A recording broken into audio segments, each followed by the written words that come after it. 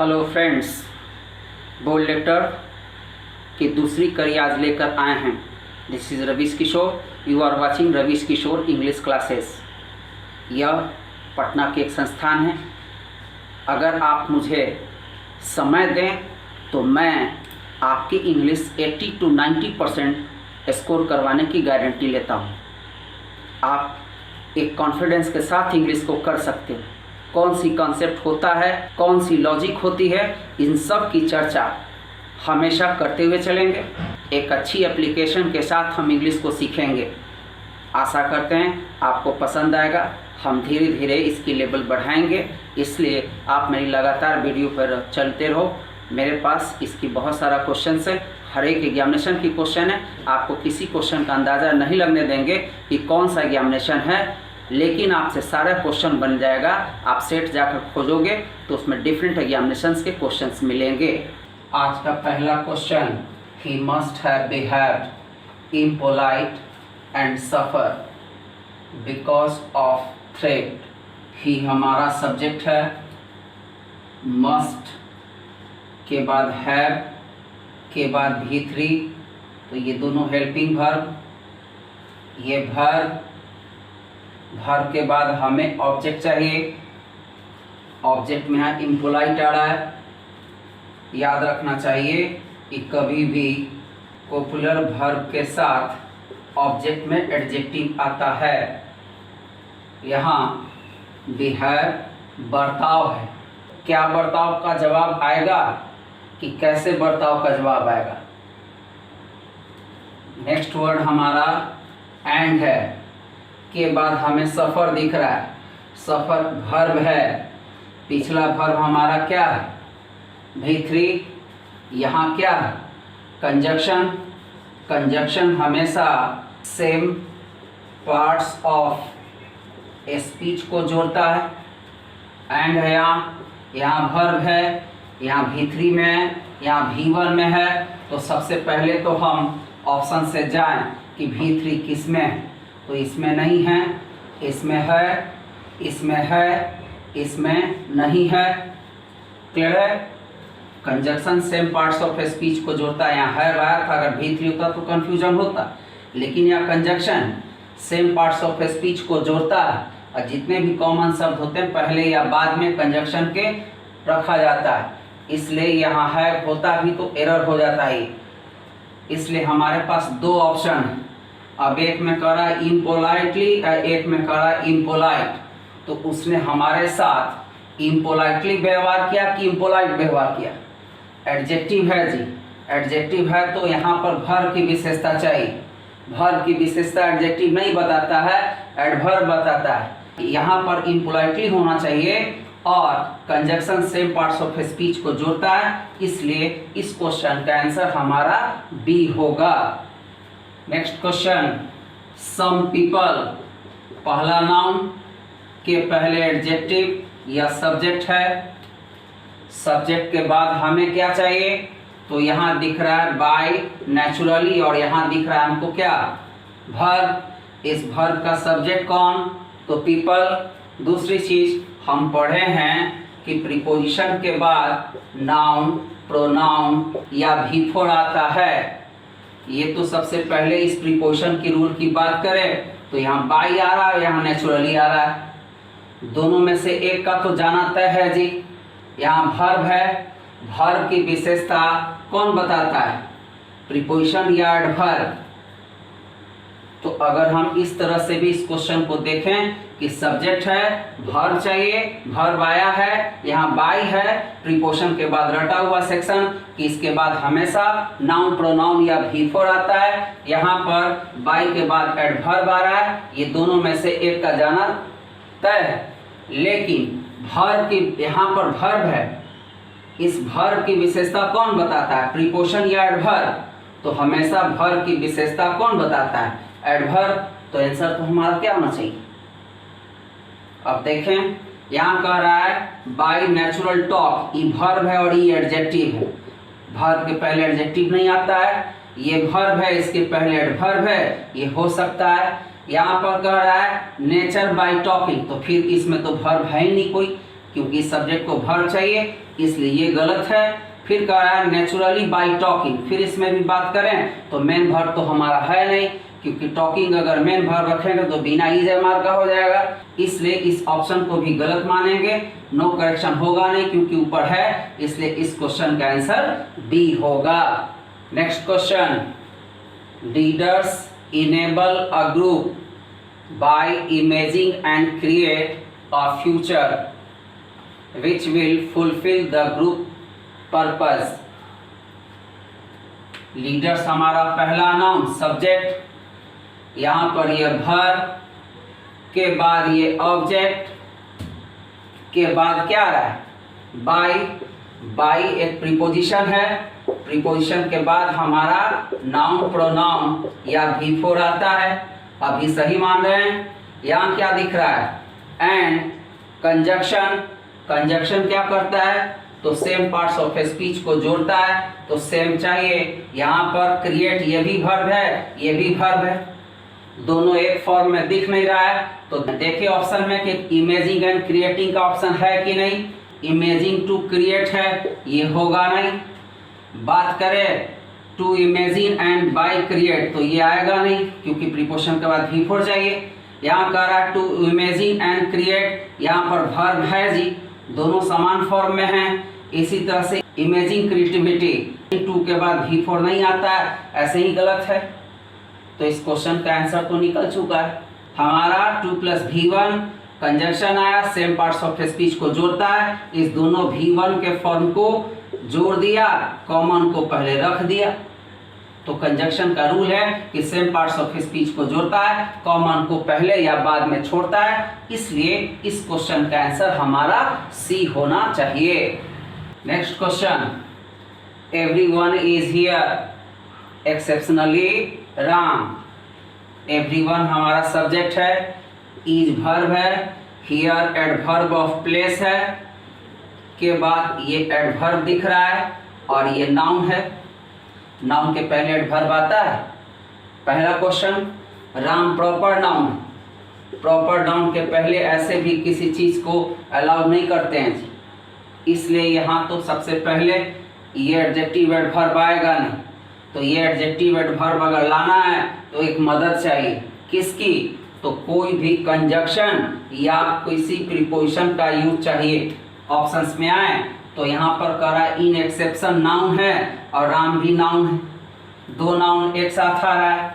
फिर यहाँ भी एडवर्ब है और यहाँ नाउन है। फिर यहाँ कह रहा है with the exception of Ram, यहाँ नाउन है, यहाँ नाउन है, बीच में प्रीपोजिशन दिख रहा है।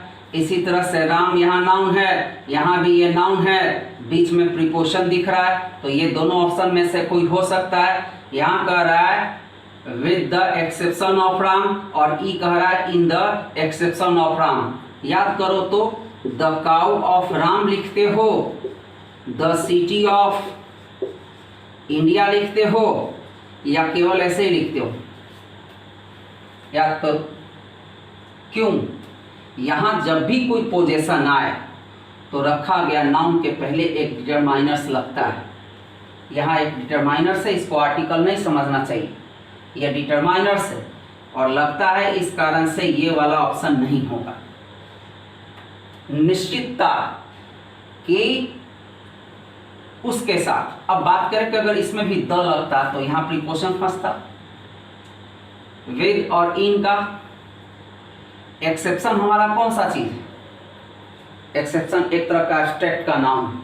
एब्स्ट्रैक्ट नाउन के साथ कभी भी वैसे प्रीपोजिशन का यूज नहीं करते हैं जो दायरा के साथ यूज हो। इन का मतलब होता है दायरा, एक्सेप्शन कोई दायरा नहीं है, ये एब्स्ट्रैक्ट नाउन है, इसलिए दायरा नहीं है, इस कारण से हम यहाँ पर इन का यूज नहीं करते।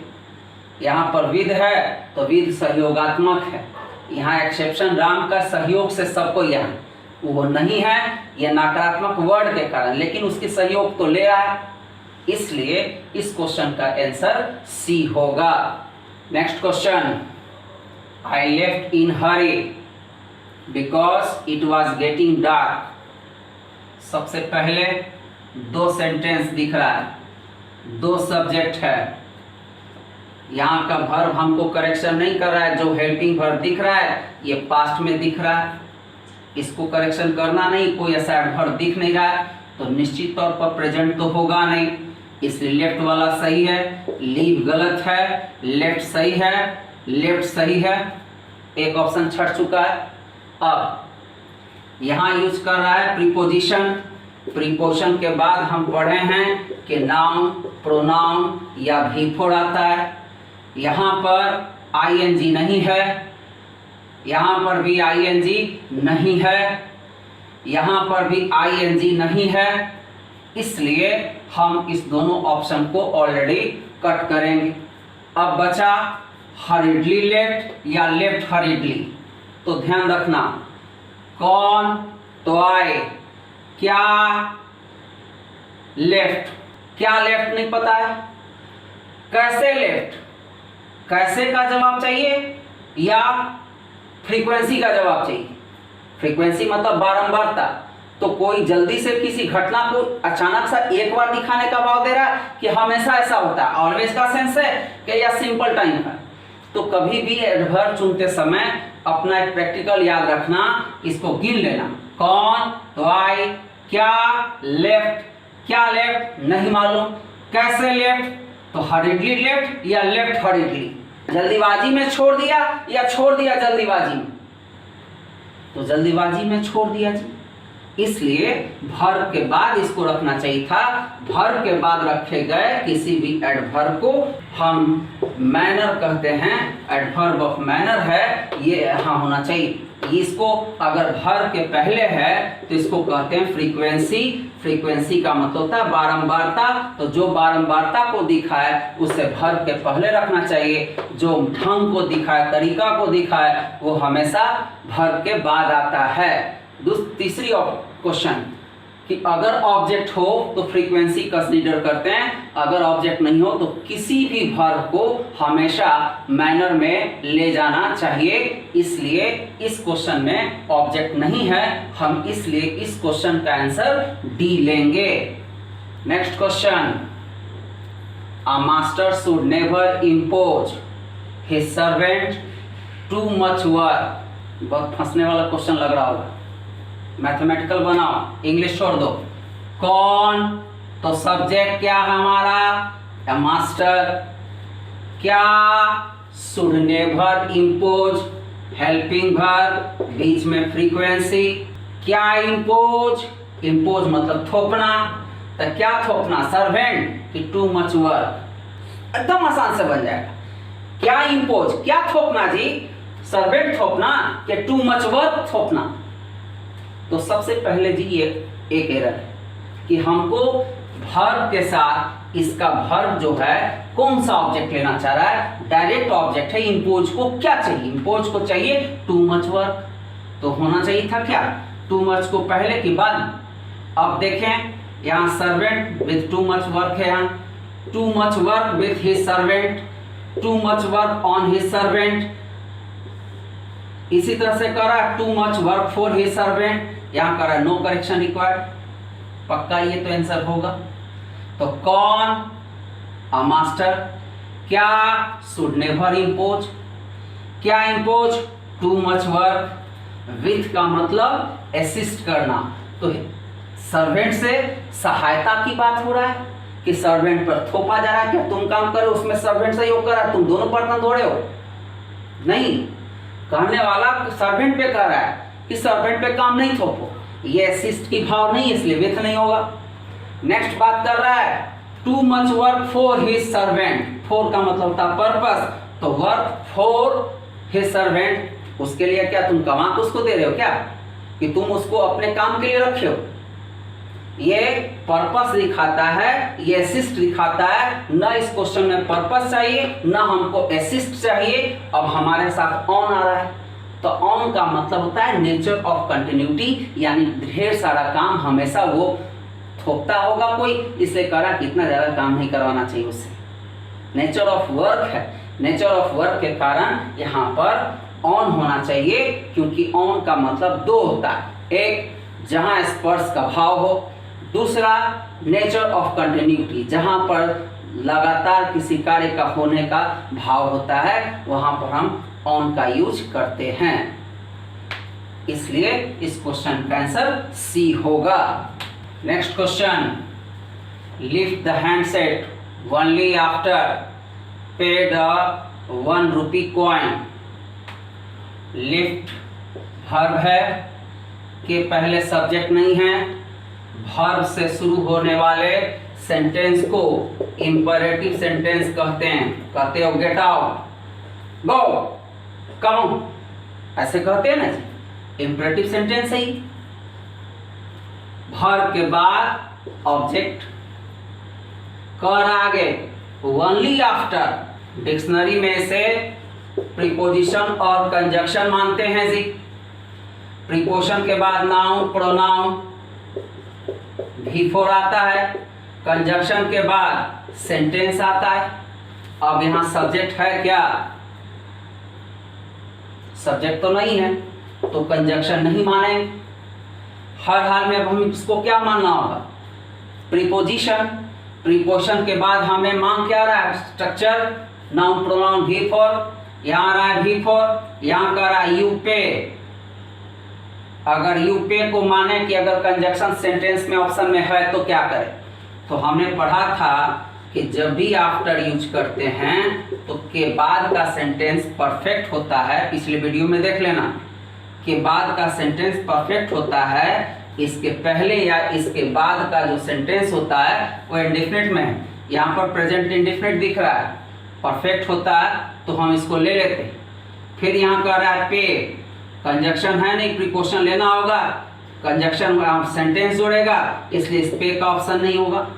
यहाँ कह रहा है यू पेड, यहाँ पर प्रेजेंट है, यहाँ पास्ट है, ये तो ऐसे ही छट गया। तो हमारा आंसर कौन होना चाहिए? Next question, the executive had received several warnings before being suspended finally for his lack of punctuality. The executive हमारा सब्जेक्ट है, हैड हेल्पिंग वर्ब, ये verb, several warnings object, before आ रहा है, फिर बिफोर प्रीपोजिशन या कंजक्शन है। Preposition होगा तो नाउन, प्रोनाउन या बिफोर चाहिए। कंजक्शन होगा तो सेंटेंस चाहिए।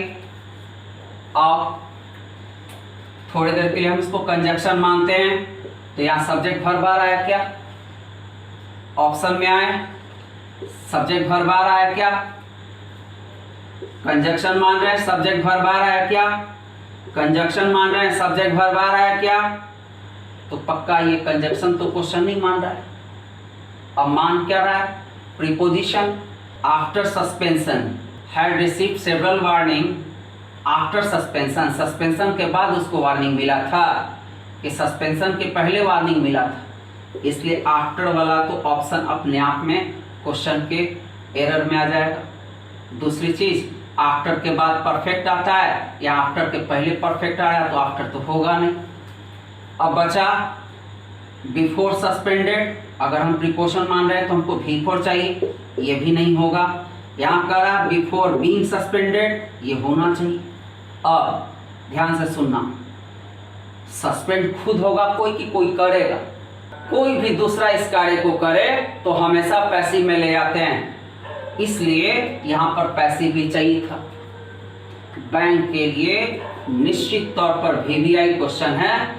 टाटा कंपनी ले चुका है जी, TCS एग्जामिनेशन ले रहा है SSC का, इसलिए सारा बैंक का पुराना क्वेश्चन को बनाना शुरू कर दो SSC वाले, सब आएगा। इस ट्रेंड पर एक क्वेश्चन कंफर्म रहता है। Next question, since the collapse of his business he has become frequent depressed and addicted to alcohol. Since के बाद कह रहा है collapse of his business, subject verb आ रहा है क्या? सब्जेक्ट वर्ब नहीं आए तो इसको प्रीपोजिशन मानते हैं। यहां पर भी एक प्रीपोजिशन आ रहा है, के बाद नाउन है, प्रीपोजिशन है इसलिए नाउन है। यहाँ पे हमारा सब्जेक्ट दिख रहा है, ये प्रीपोजिशन से जुड़ा है, ये भी प्रीपोजिशन से जुड़ा है, तुम प्रीपोजिशन से कहते रहो, हम इसको एक लाइन में समझते हैं कि इसको कॉम्प्लीमेंट कहो जी। ज्यादा दिमाग लगाएंगे तो ज्यादा दिमाग खराब होगा, एग्जामिनेशन में कम दिमाग लगाना चाहिए।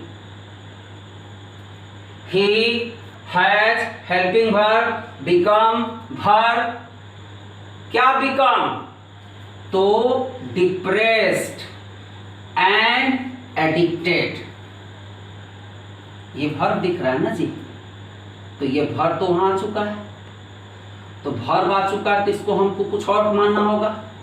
अब कैसे, तो पार्टिसिपल पढ़ रहे होगे, पार्टिसिपल में 3 फॉर्म होता है, पहला प्रेजेंट पार्टिसिपल, दूसरा पास्ट पार्टिसिपल और तीसरा perfect participle. Present participle V4, perfect past participle V3, perfect participle heavy plus V3। ये एक प्रकार का एडजेक्टिव है, ये एक प्रकार का बिकम बन चुका है। क्या बन चुका है, नर्वस हो गए कहते हैं ना, तो डिप्रेस्ड हो चुका है, उसका गुण बता रहे हैं। अब ये अगर एडजेक्टिव है तो ये कंजक्शन है, तो ये भी एडजेक्टिव हो जाएगा। और एडजेक्टिव के पहले क्या आता है, तो एडजेक्टिव के पहले आना चाहिए था क्या, एडवर्ब। तो सबसे पहले फ्रीक्वेंट होगा क्या, फ्रीक्वेंटली तो होगा। अब यहाँ पार्टिसिपल में हमको V3 या V4 का फॉर्म रखना है, या तो V1 है। यहाँ पर कह रहा है फ्रीक्वेंटली डिप्रेसिंग, तो डिप्रेसिंग होने का तरीका दिख रहा था कि डिप्रेस्ड हो चुका, फेल्यूर हुआ तो हो रहा था, पैंट पहने हुए हाथी देखें, ऐसा सेंटेंस पढ़े होंगे, ऐसा तो नहीं है। दूसरा चीज यहाँ कंजक्शन है, सेम पार्ट्स ऑफ स्पीच को जोड़ रहा है क्या, तो ये भी हमारा नहीं है। हमारा हर हाल में आंसर क्या दिख रहा है, frequently depressed and addicted to, answer होगा डी। एडिक्टेड के साथ टू क्यों आता है, लोग कहते हैं फिक्स प्रीपोजिशन, नहीं जी, मूवमेंट का कोई भी वर्ब, डिक्ट करना, डिक्ट मतलब तानाशाही दिखाना, एडिक्ट यानी वो उस पर तानाशाही का दारू नहीं मिलेगा तो नहीं रहेंगे, तो मूवमेंट के सारे वर्ब टू लेते हैं। Next question, we observe that the rug dealers were primary dedicated to the art of selling rugs. We subject है, ऑब्जर्व वर्ब है, दैट के बाद द रग डीलर, एक सब्जेक्ट आ रहा है तो इसको कंजक्शन मानो। यहाँ पर आ रहा है वेयर, अब वर्ब माने कि हेल्पिंग वर्ब माने, आगे देख लेते हैं। डेडिकेटेड यहाँ पर वर्ब दिख रहा है, लेकिन यहाँ क्या दिख रहा है, सबसे बड़ा कंफ्यूजन है, इसको लोग वर्ब मान लेते हैं, हर जगह ही वर्ब नहीं होता है, ये फिर यहाँ पर एडजेक्टिव है। एडवांस इंग्लिश में जाओगे तो इसी तरह के नॉन फाइनाइट के क्वेश्चन होंगे, बैंक के लड़के काफ़ी परेशान होते हैं जी, ये क्वेश्चन को समझ में नहीं आता कैसे बनाएं। ये पार्टिसिपल है जो एडजेक्टिव की तरह होता है, और एडजेक्टिव के पहले क्या आता है, तो एडजेक्टिव के पहले एडजेक्टिव की एडवर्ब। बात करें प्राइमरली हो सकता है, प्राइमरी नहीं होगा। Had been dedicated passive voice का चक्कर हो जाएगा, यहाँ प्राइमरी आ रहा है, नहीं होगा। यहाँ पर कह रहा है बीइंग प्राइमरली डेडिकेशन, यहाँ पर बीइंग लगाया है तो फिर V3 चाहिए था, V3 तो है नहीं, इसलिए इस क्वेश्चन का आंसर कौन होगा, ए। आशा करते हैं कि वीडियो पसंद आया होगा, पसंद आया तो लाइक शेयर करें, आप मुझे कमेंट करें आपको कौन सा टॉपिक चाहिए ये बताएं हमें, क्योंकि आपकी पसंद का हमें सबसे ज़्यादा ध्यान होना चाहिए। मुझे सब कुछ आता है लेकिन आपका कोई कमेंट्स नहीं आता तो मेरा भी मन कंफ्यूज होता है कि पढ़ाऊँ क्या समझाऊँ क्या, इसलिए आप एक कमेंट दो, कमेंट आपका इंतज़ार करते रहते हैं। Thank you, best of luck.